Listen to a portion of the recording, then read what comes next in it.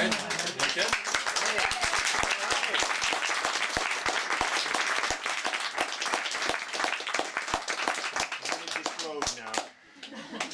This is the best part of the reading. Of course, yeah. How is everyone doing? Good. Wonderful. It's always new for me. Let's see. Do you mind if I start off with our King's English spiel? Always new. Go ahead. I'll sit down. I want to see your perspective. All right. Here. All right. Thank you all for coming and for your patience and everything, and welcome to the King's English. Before we begin, could I just make sure that everybody is... You guys can't hear me. I guess if your cell phones go off, it's not a big deal. But could everyone in here at least turn off your cell phones, please? If you haven't. Yes, well, it will be as soon as I turn the mic on. We got worried. I guess, front. okay, that's a good point. Yeah, let's... Can you hear me back there? Yeah. Alright, perfect. I was first introduced to Mark Danielewski's work by my wife, on our first date, in fact.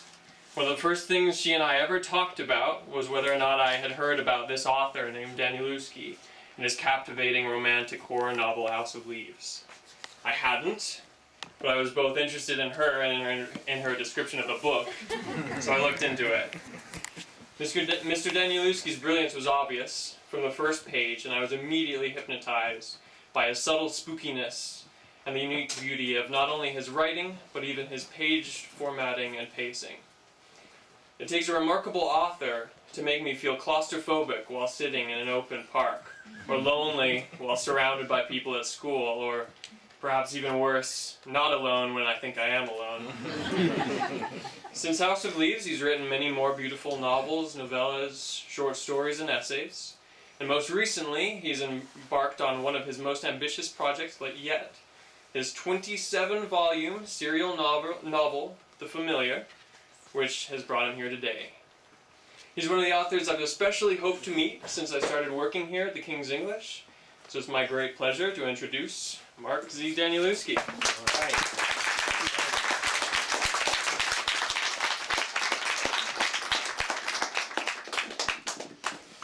All right. So it's always a little tricky. Can everyone hear me in the back? Are you deafened in the front? You know what? Let's start with something from House of Leaves. Can I look at your copy, borrow it for a moment?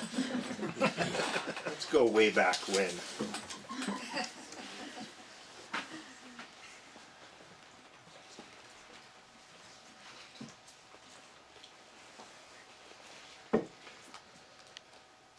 I really don't have to read this, actually. What miracle is this giant tree? It stands 10,000 feet high, but doesn't reach the ground. Still it stands. Its roots must hold the sky.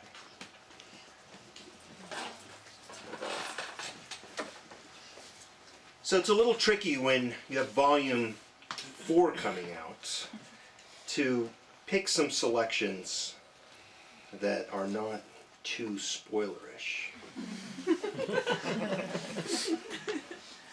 But The Familiar is a big novel. If we get to the end, it's going to be 10 to 13 years from now. And so there are big themes. So I'm going to read 3 passages. We'll see where that takes us, and then we can get to some questions. So this first one is from the father. When both Anwar's parents were killed, coding recalled him from grief. Over the years, coding had saved Anwar from many things. Not that anyone watching him peck at his keyboard now or getting an over-the-shoulder view of his screen could sense it. On display here is nothing resembling the magical flow demonstrated by athletes like Serena Williams or an up-and-comer like Steph Curry or Ashima Shiraishi, a 13-year-old rock climber starting to make a name for herself. The clip, thanks to Adele's dad, along with the note for Xanther, aspire. Anwar knows all this because he once embraced a moment of absolute self-involvement, self-reflection, narcissism, egotism, and recorded himself programming for 2 hours. The first 40 minutes were expected, deletes and slouches combined with typing, followed by more deleting, some chin rubbing too, plus 1 nose pick. His behavior, it seemed, a pretty good approximation of the way his mind was always stuttering with distractions and mistakes. For the next hour and 20 minutes, however, Anwar sank into a deep fluid zone where what no recording could show, but Anwar knew to have been the case, he lost track of himself and everything else he was trying to do. Even the trying itself was gone. The task too at hand ceased to be trying. Because in the end, only the task itself remains, replacing even, finally, necessarily, Anwar himself, the only one after all capable of failure, error, exhaustion, tracking time, with this inexorable flow needing no other aim or purpose than the constant re-arrival of, in this making, this doing, this undoing too, this discovery. Such a state had taught Anwar to understand the famous Michelangelo maxim differently. The sculptor needs only free the statue held captive within the stone. The point was not about the stone, or the artist, or even the statue, but about something else. When the artist lets go of any thought for the artist, and lets go of the demands made by the stone, and lets go of the idea of the statue. What reveals itself is indefatigable resources of disclosure, as endless as there are universes, Mephisto once quipped. For those who have never experienced such a state, this description might seem contradictory, an impossible cone purposed only to muddle. Yet this is not to suggest that the artist's stone statue is ever anything but present, only that. The immense power of revelation renders all else inconsequential. Was that the same as absolute samadhi or positive samadhi or any samadhi? Not that Anwar wants to elevate coding to artistry, substitute artist for coder, stone for code, statue for program. It's just that Anwar knows so well this zone, the zone. No amphetamines needed, forget Adderall, even caffeine, because the energy comes from without. The irony is that the recording reveals these 80 golden minutes to be indistinguishable from the previous 40 minutes. Both parts are replete with the same chin rubs and slouches. The only thing missing? 1 nose pick.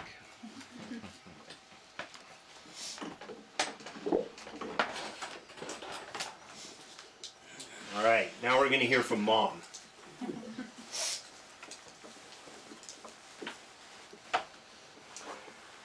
This is all my fault. I couldn't call him, she'd supposedly murmured in the hospital. If I could have just given him his name, it never would have happened, she'd muttered incoherently again in the hospital. I'm such a loser.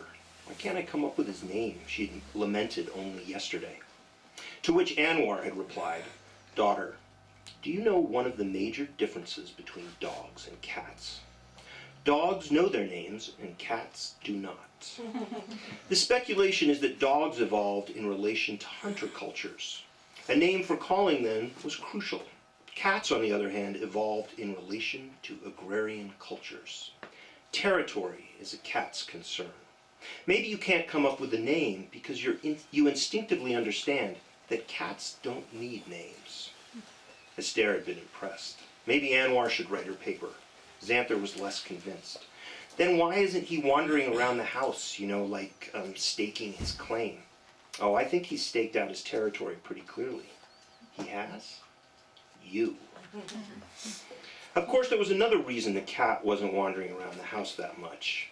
If he wasn't very young, he was extremely old and ailing, and despite such obvious frailty, still capable of conducting near miraculous effects. Esther had seen it for herself. She was there at the airport to take them home. Gaunt Anwar. The first thing she saw, how it galled Esther to hear people say a black man couldn't look pale. Similar to the yearly insensitivities that deny Los Angeles its seasonal shifts. Just because one isn't aware of the subtle turns during the hot times doesn't mean fall isn't coming. Not that there was anything seasonal or subtle about the grayness of Anwar's lips upon his cheeks. Had his hair turned grayer? Winter, too, arriving early. Xanther was invisible beneath a blanket. Anwar was behind the wheelchair. Then he was helping her out, carrying her to the element. The poor thing shivering, she felt cold too in the heat of that September night. Friday, September 5th. Gaunt couldn't describe her, or pale. Crackler porcelain, rice paper, an insurrection of bones impeaching skin, demanding bruise and blood. Ruptured cuticles, contusions on her arms. Astaire hadn't even beheld yet her knees or the weird marks like claws or teeth upon her neck. A tongue bruised so badly it was black as a cobra. Xanther's eyes, it seemed, inked in blood. Worse, she could barely move. Her lips against Astaire's cheek kissed like ancient snow, whispering like dying snow. Astaire almost lost it. Anwar knew what to do. He insisted that Astaire drive. He flooded her with the medical details, what the staff at the hospital had done, packing Xanther in a bed of foam pads and metal guards, guarding over her, what they had said, the subclinical seizures they suspected, the subclinical seizures they could never confirm, the midazolam, the benzodiazepine. They administered all other medicines they had subsequently recommended, prescriptions, short-term and long-term, whether used or not, some already waiting at Rite Aid, the rest at another nearby pharmacy. That became their big dilemma on the drive home, whether or not to stop at the pharmacies before they got home. I don't want to stop, Xanther had whimpered from the back seat, and that was that. I'll retrieve the medications once she's settled, Anwar had offered without hesitation. A trip he never had to make. Anwar even had to carry Xanther from the car, her weakness matched only by her confusion over whether this was really her home. Astaire had started to shake. How is it then that even now, just a finger under so ridiculously a small jaw, white as never spoiled, as never broken, as never misplaced, as white can never mean, soft as warm snow, what cold could melt, afford Xanther, revive Xanther, no longer in need of revival, affording them both such large measures of pleasure. That little purr helps too. Xanther Shore smiles, giggling now, something admittedly cute about those peculiar feline eyes, squeezing even more tightly shut, provoking a little amusing snarl, which reveals a tier of tiny glistening teeth, almost too many, as paws stretch out, front paws, revealing claws. So many claws. Had Astaire ever noticed that before? Look how many claws. The back paws too. More than 5? More than 6? Dr. Sid's evaluation coming back to her, Astaire snatching up the word polydactyl. TFV2, page 103. And then there's a yawn, and something like a burp or a peep, and Xanther smiling more and laughing, and so is Astaire. Even if something is still off, though, just slightly, not enough for sure to call into question any general, catness. From the too many nails to the not enough teeth, or wait, isn't it too many, to the odd frizz of whiskers as if burned off, to the weird eyebrow? Or is it an eyelash, one long white hair poking out above the right eye, to just how small it is, to how blind it is, too? They have to get back to the vet soon as they've gotten the New York bills sorted. What will those be? Because there is no point in denying anymore that this small vial of white is not only their pet, but the best thing that ever happened to Xanther. Astaire had seen with her own eyes, they all had, what happened when Anwar had carried Xanther across the threshold, Freya and Sashti racing ahead in angel mode, leading the way up to Xanther's room. But Anwar never made it to the first stair. The little thing was already in the foyer. Had it arrived, or had it already been there, waiting, before Astaire could notice? It was already on Anwar's shoe and then leaping blindly, as high as Anwar's thigh. Had she ever seen it leap? I mean like this, so desperately, and continuing upward on grit and claw alone and determination. Oh my, ow, Anwar had cried, unable to do more, arms filled with Xanther. Get it off me! But before anyone could react to this fast flight of white, both Freya and Shasti looked as stunned and bemused as Astaire was, as even Anwar was. The little animal had already reached Xanther, nuzzling her chin, nuzzling her lips, licking her cheeks, licking her nose, nuzzling her ears, licking her lips, her chin. And like in some ridiculous fairy tale, Xanther had started to giggle and wiggle in her father's arms, forcing him to set her down as she cradled the cat, reciprocating with nuzzles of her own and strokes and cuddles, and I missed you so much, rubbing its tiny belly and its wildly whipping tail, What a purr that thing had offered up then, as Xanther forgot her torpor, the waxy whiteness in her cheeks seeming to forget itself too. A moment later, Xanther was racing up the stairs, disappearing into her room with the little one. The stare had ceased to matter. The same was true for the twins. Even Anwar no longer existed, though he seemed greatly relieved, his own color returning to his face and lips. How they had hugged Esther then, and kissed little Shasti and little Freya. The only thing then that existed for Xanther, or mattered, were they the same thing, was that the cat was the cat. Yet maybe it was that singular, all-encompassing presence. Was that another addition to this triumvirate? Matter equals existence equals presence? Or was it due to its attention, or better, attention, no tension, it, to her, that had drawn Xanther away from herself, so that she might return to herself again and find herself whole? By the end of the weekend, most of the bruises were fading, never that bad. A new redolent glow had flushed her face. Her tongue showed not even a hint of the savage chewing the seizure had exacted upon it. On Monday, she was back in school. Disbelief still reigns for Esther on this Thursday morning. Over Xanther's vitality, nearly all the evidence of the attack having vanished, even those abused cuticles looking particularly healthy, nails gleaming and sharp. "How'd you sleep, darling?" "I'm not tired," Xanther shrugs, rummaging through the kitchen cupboards for food, matching her idea of breakfast. "What can I fix for you?" "I don't know." "Any dreams?" "Yeah, actually. I was building a ship too big for any ocean."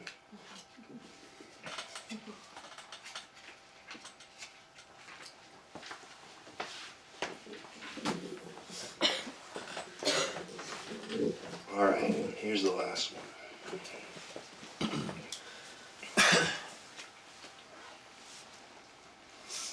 The previous night, Cass had managed to scry for nearly 12 hours. But no matter how much she searched, and she searched and searched, she discovered nothing on Recluse that was of ethical use. What was of no ethical use she found easily enough online. Cass would willingly play Clotho or maybe Lachesis, but never Atropos. At the end, by way of a reward, she turned to the aberrations again, to herself, to Xanther, revisiting clip number 1 through clip number 6. Allies had provided them with cots behind a woodshed south of Danbury. Bobby admitted later he'd been dreaming of Egyptian sheets and Turkish towels. Cass had been with someone else's dreams. A lone captain in Union Blue, wandering among his men on Cemetery Ridge in Gettysburg, the night before the third day, eyeing Pickett's encampment with both reverie and fear. July 3rd, 1863. This wasn't an aberration or even a clip. What finally settled into meaning came only from what Cass could catch on his lips. The heart quickens at such a message, born under a cool and ageless moon, where men's souls flicker brightly, like candles set in slender lanterns made of iron and glass. Men have died for more in that they live their life in full, and yet in this respect we seem undaunted.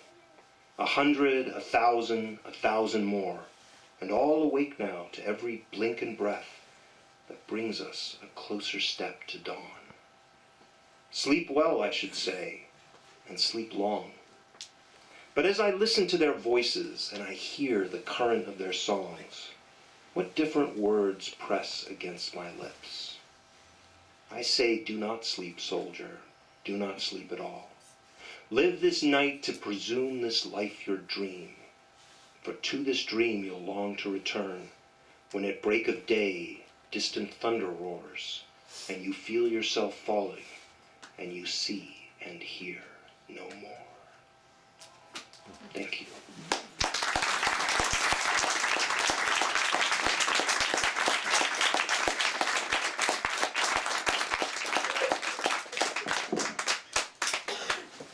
Questions?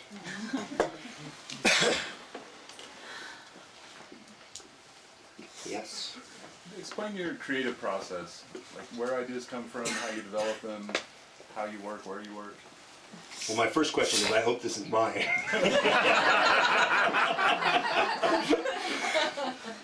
It is now. Such a tough question. I mean, The easy answer is I get up very early. I'm up at 5:30. I go to the gym or take a yoga class. I eat a very healthy breakfast, and then I work 8 to 10 hours a day, 6 days a week, and try to get a little fun in on Sunday.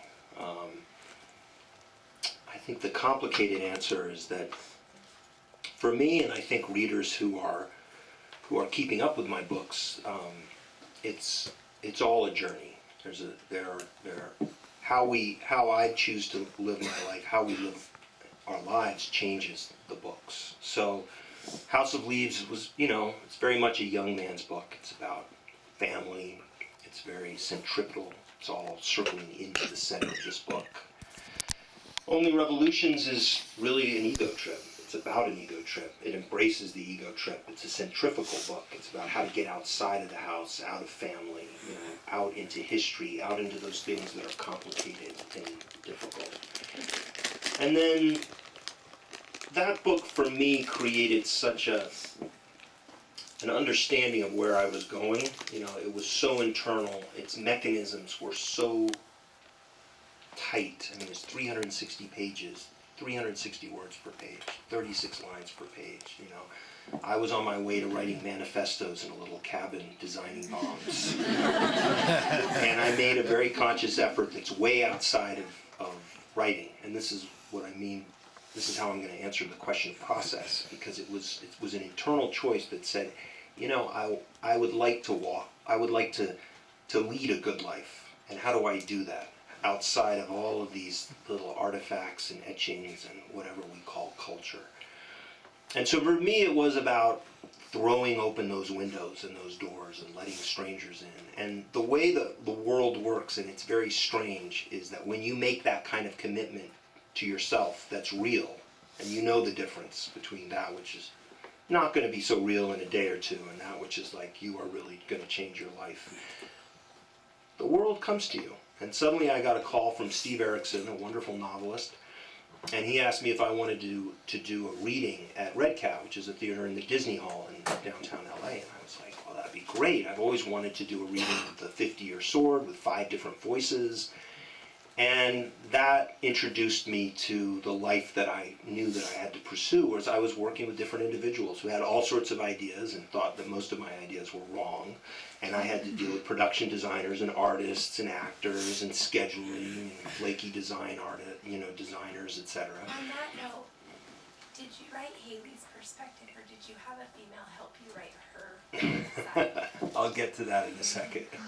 So that experience grew into, I'm not going to say an ability, but at least, a greater understanding of how to work with others. And that began to shift and change the entire project that I was involved with. I finally conceived of how to successfully, I think, render the art in the 50-Year Sword by using sewing machines on paper, and this kind of led me to this place where I was terrified, but I said, okay, I want to take on the familiar.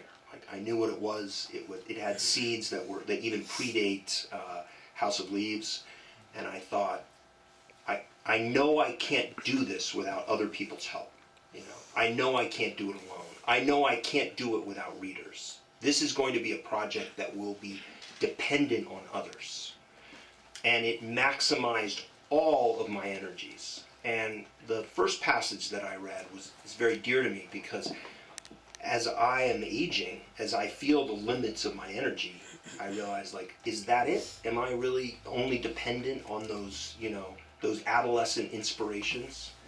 And in fact, that's the kind of fairy tale that we all have when we're young, because the great moment is when you realize that all the energy that matters is without you. It is without you in that sense that it doesn't need you, and it's on the outside of you. And yet it is so there to kind of move through you. And that is the only thing that sustains the familiar, because it moves at such a rate. I mean, it's 1 or 2 volumes a year. It's 1 volume every 6 to 8 months. That its process is always an act of faith. I can't sit there and look for inspiration. I sit there and write, and that's what happens, And we're looking for artists, and that artist is there, And we're looking for translations. We're doing this. And so that process is really to embrace what's unknown. It's to embrace what's terrifying and move towards a horizon that we don't know if there's land on the other side. We don't know if it's flat and we're going to fall off. But that's the journey, and that's what animates these characters. So it's a very short answer. Your question was, did I have a woman write Haley's perspective in Only Did a woman Revolution? help you write her perspective? All women have helped me write her perspective. They helped me write Sam's perspective too, though. Did you have a lot in her side? For me, it's hard for a man to write a woman's sitcom, a woman's book. So I'm just curious, does that come from you? The question is, in Only Revolutions, did I really have a woman help me write Haley's perspective? And for those of you who don't know, it's about two 16-year-olds who are forever 16, and the story itself only takes 4 months, but they actually travel through 200 years of American history, and they clothe themselves in the vocabularies of those times. So it's constantly strange and constantly familiar, and it starts on either side of the books, and so as they become closer and closer in terms of their ego and how they see each other, they head towards the center. And then something very sad happens physically, because then they also begin to move apart from one another. So it traces that relationship. And I didn't. It was me. That's why I'm wearing a scarf. Yes. What first inspired you, if you can even pin it down, to start writing in such a visual way, where your books have to be held in order to be experienced and read? So the question is, what inspired me to write in a visual way?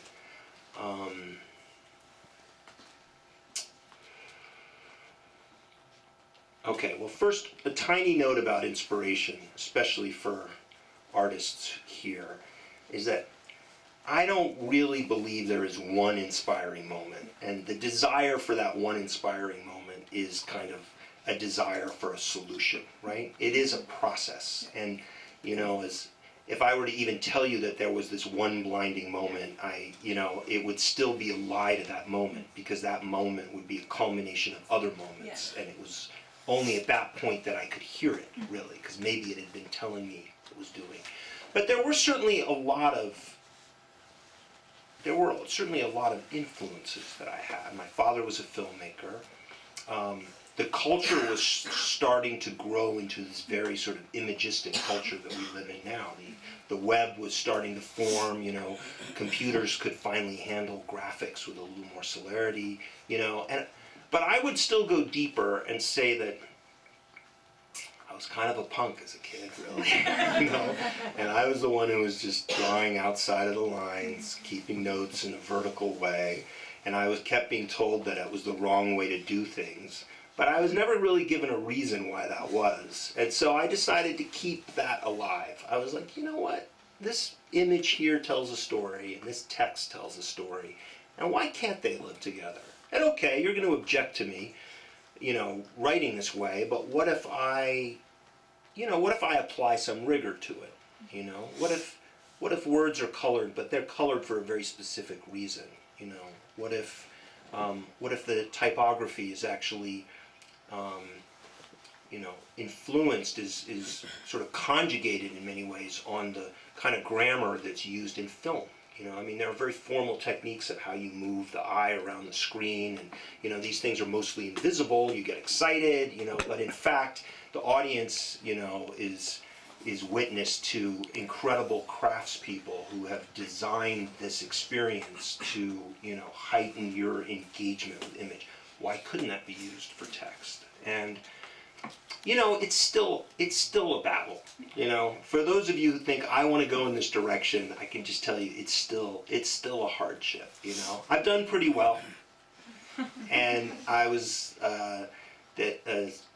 Spanish magazine Grafica asked me to answer some questions for them, and I really didn't want to. I was so busy with Volume 5, which I'm very proud to announce has been sent into my publisher for copy editing as of Friday. So this is my break.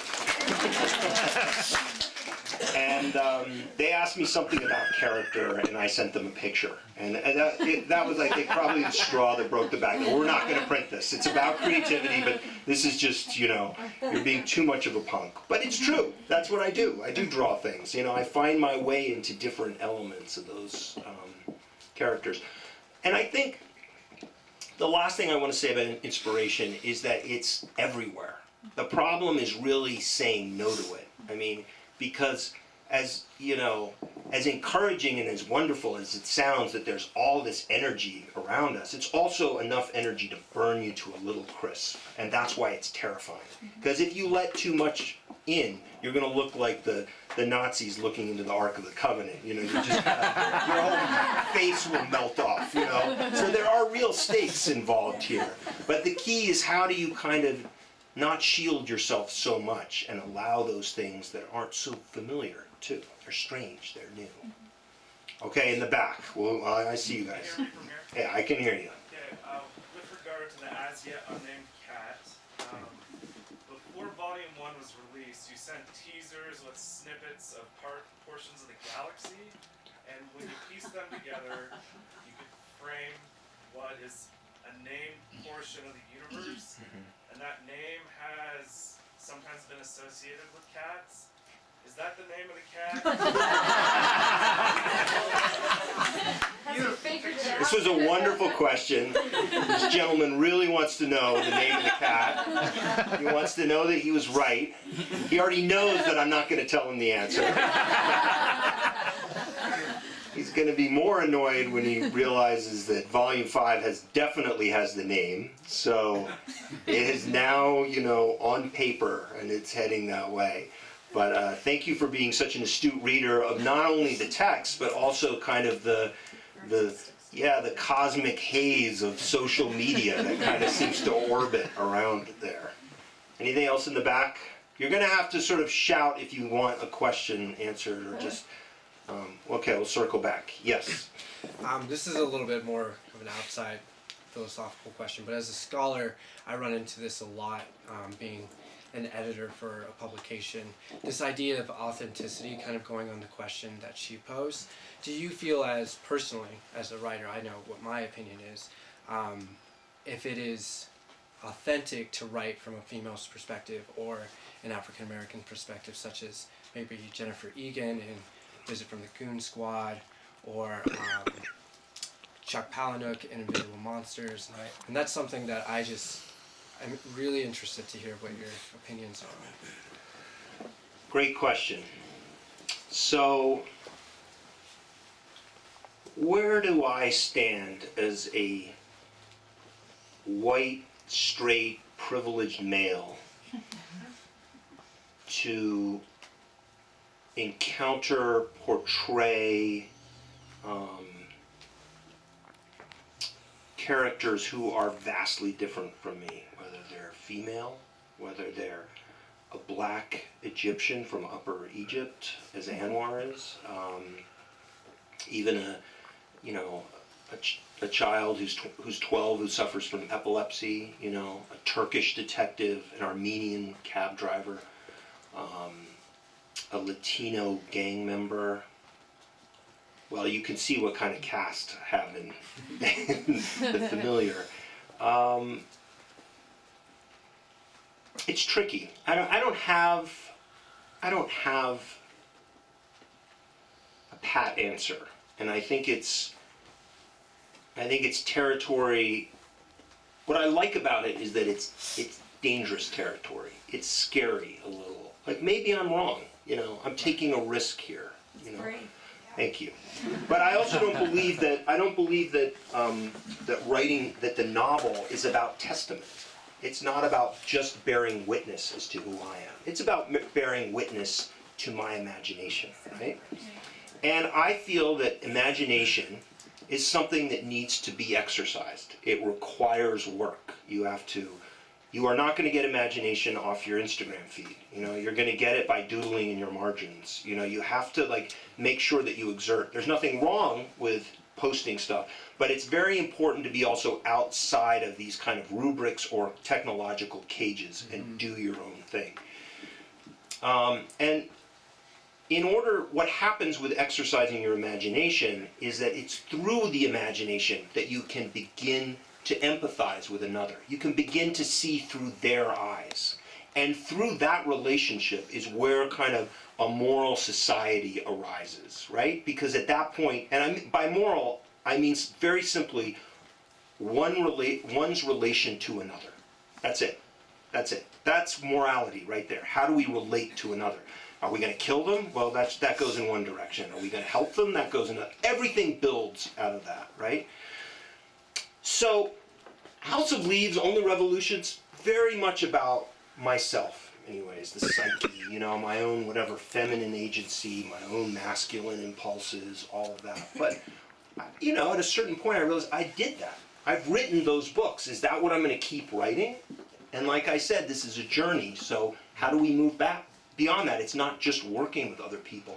It's throwing myself beyond myself. And that in some ways means kind of negating the self. And what that requires is driving a lot in taxis driven by Armenian taxi drivers. Talking to Egyptians from Upper Egypt, talking about the strangeness of not just Arabic, but Egyptian Arabic. Talking to coders, you know, game designers, talking to, you know, Latino gang members or the recovered, whatever. How is, yeah, exactly. And involving myself with people. And can I therefore claim to be that person? No. But at the end of the day, I feel as we start to invest ourselves in the imaginative engagement with the other, we become that other. And that makes it a lot easier to sort of live in this world. And so what I feel is literally the gift to the reader, because I think it goes beyond what the book is that you don't have to do all that. You can just sit for 10 hours and read one of these volumes and get a sense of what the language is there and kind of familiarize yourself in your own home, you know? You're still going to have to take the bigger steps and talk to people that you don't know, you're not familiar with. But I want to add one part, the most important part to me is not to keep being stuck in this circle of humanity, right? It's all about how are you different from me and how I should be a little better off than you or whatever that is, because it becomes this sort of cyclical competition among individuals. But I wanted to place animality at the center. I wanted to place nature. I wanted to place this tiny cat which is voiceless, which will never have a voice. Because that's what nature is. Nature has its own dialogue. Storms talk to mountaintops, you know. Trees talk to rivers. But we don't hear it and we don't respect it a lot of the time because they don't speak our language. So we have to get away from that kind of thinking, you know. And people who've lived in nature know this. They don't bring words to it, but they understand how nature moves around us. But we have to start having a dialogue about that which will never have a voice, and how do we place it in our society. And that is the larger project of the familiar. It is moving beyond these ethnic identities, beyond these linguistic identities, and into the larger identity of how this planet can survive. Yes. Well, you've talked about collaboration as an ongoing source of inspiration. You've talked about negating of the self and putting like voiceless nature in the center of this narrative. So with all that in mind, when you imagine yourself 13 years from now and you've completed the final volume of The Familiar, how do you imagine that you will have changed as an artist or as a person? How will this process have changed you? What an incredible question. Question is, how will I imagine myself 13 years from now upon finishing The Familiar? How will I have changed? I know the ending of The Familiar, but I don't know my ending.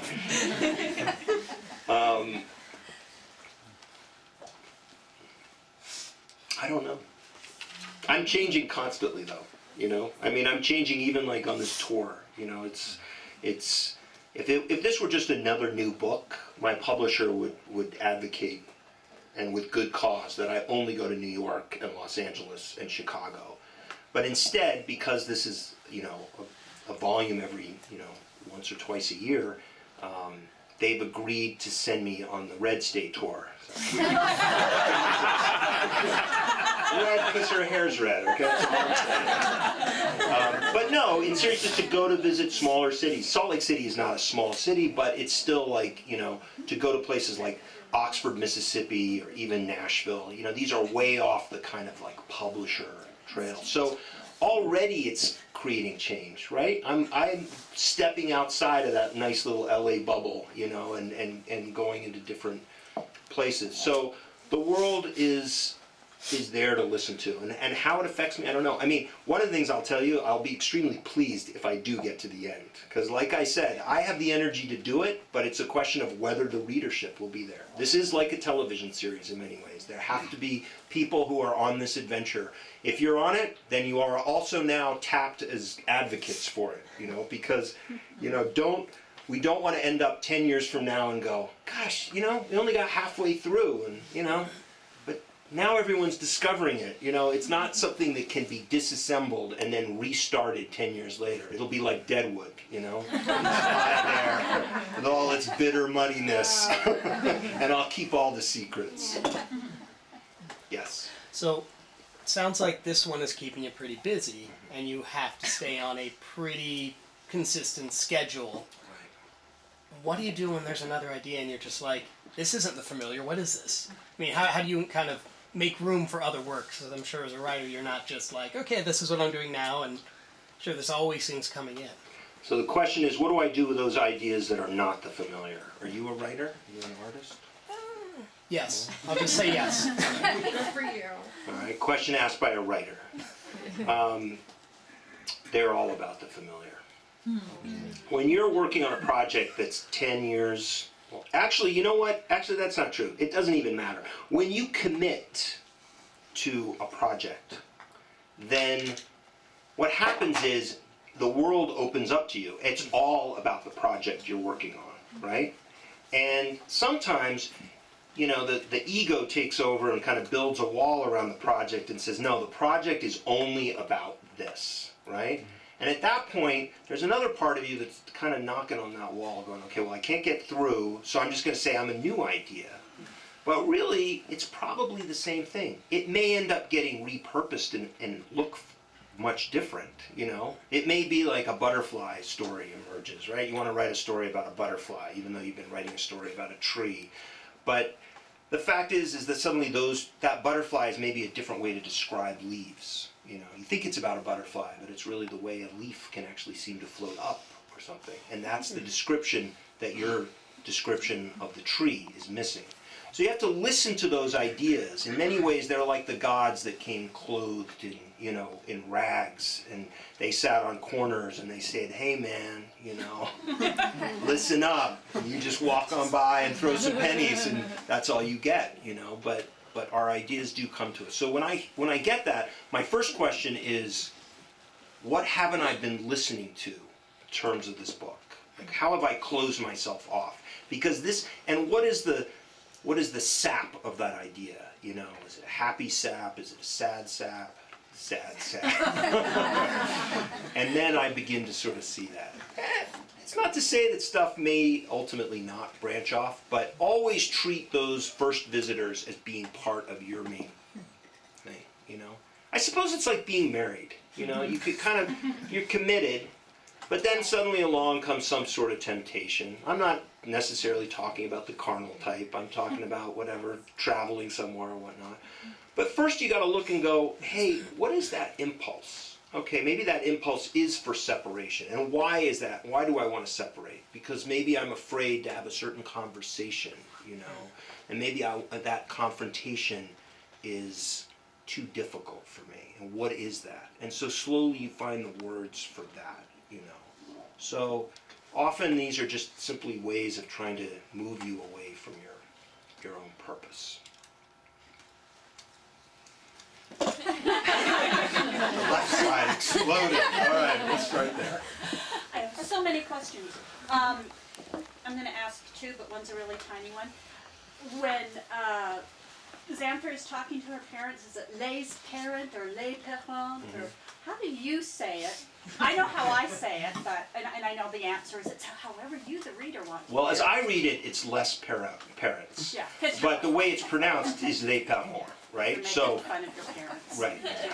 And then I think you have answered this question in little, that I'm going to ask in little bits and pieces as I'm hearing you talk. But for example, okay, so what has changed in society that has allowed this sort of narrative to come forth? And I'm not I have to show visual aid, not just the physical ability to print like 50, I love this in the 50-year sword where you've got all the latches and each one flips. And, so not just the technology that has changed to allow for this sort of storytelling. What do you think in the society has changed to accept this? And earlier you talked about the web and video games and all of The that. question is, what has changed in society that has allowed these more sort of, I guess, imagistic, pictorial kind of publishing efforts? Me. There you go. Yeah, how your approach to languages other than English, in House of Leaves, there are whole passages that are in a different language, and sometimes they're translated, sometimes not. And then the Familiar, it's a lot of pidgin. How have you approached languages? How have I approached languages? Well, at a certain point I realized that I was limited in my linguistic abilities. You know, I'd studied French and Latin, so I had a good grounding in some languages. But I realized that there are so many languages out there. So then the question was I just going to turn my back on them, or was I going to learn them in a way? And I'm certainly not proficient in any of those languages. But again, back to what the previous question here about identity, it necessitated me to go to Singapore, to expose myself to the Creole there, to study Singlish to a certain degree, and more importantly, to meet people who were Singaporean who could help me with this. And also to realize that everyone has license with language. Anyone can use it, you know. You may use it differently, badly. Jing Jing has his own kind of relationship to that language, but language is the great gift to humanity, and it is available to anyone, you know. And it's somehow terrifying just to learn a new word, but it's it also does another thing too, as it in a curious way, by including languages that you don't understand, it complicates your ability to hear, because we feel on a certain level entitled to read a book. I mean, we feel entitled when we read a book that we will be able to understand the book. But that deprives us of the experience of being in an environment where it's strange. So we don't get to practice what it's like to be in a world where you don't understand everything, right? Now I'm lucky because my parents traveled a lot and I have been able to travel around the world, and I'm constantly put in situations where I don't understand a thing. But that's a very valid experience, and it doesn't have to be a crippling experience, and it doesn't have to keep you, you know, from making friends with someone, you know, who you don't understand. So, yeah, there you go. Just one more question. Okay, last question. My dad was saying that you had a conversation with him once where you were talking about the 50-year sword, and it was inspired with someone who was struggling with self-harm. Mm-hmm. I was just wondering if you could tell me more about that. In terms of the 50-year sword. Yeah. Yeah, so the question was about self-harm and the 50-year sword. The 50-year sword is, in essence, a story of, well, it's a campfire story. House of Leaves is very much about a movie. Only Revolutions is very much about music. And where The Familiar is about sort of a television show with its 5 seasons, the 50-year sword is a campfire story. It's an oral story. And it's told through 5 anonymous or semi-anonymous narrators. So in one part, it's telling a story about how so many stories are comprised of anonymous voices. We see this on the web. And actually, this kind of answers your question in a more serious way, because you know, a lot of my books, I realize, are about sourcing. What's the source of the story? You know, we drill down on everything, where the quotes we use, where they come from, you know, what is the actual source? And a lot of stories that get passed around, right, do not have first-hand witnesses, for example. So I think the appeal in some ways for this book is that, these kind of books, is that people understand that we have to kind of learn how to navigate these sources that seem to have vague origins. But the campfire story is extremely different because we know we'll never get the origin. We know that we'll never be privy, we'll never be witness to those events. So the story itself concerns a sword that inflicts damage later. And so the 50-year sword means if you're struck with a 50-year sword now, the wound will become apparent when you're 50. And we've all experienced that in some way. Someone's delivered a line, someone's delivered advice, someone's, whatever it is, some poisonous comment, and then we feel it much later, or there can be serious trauma. So the question, and I don't want to get too specific because I really feel it's the journey of the reader, but the reader has to look at what really happens to Belinda Kite. On some level we think it's the sword that's told in this story, right? But if you look closely and you think about where Belinda's cuts are, you may start to think, wait a minute, maybe there's an adult version to this story. And it's a great question because no one's actually written about it yet. But it's the question of what really happened to Belinda Kite. And then we have a seamstress, who through compassion, grace, and love forgives her nemesis and actually is there to stitch up those wounds. And then in that sense, it becomes a tale very much about the psychology of how we have to kind of forgive ourselves, and that the stitch that really holds those wounds together, well, we know that answer. It's what holds us together. Thank you.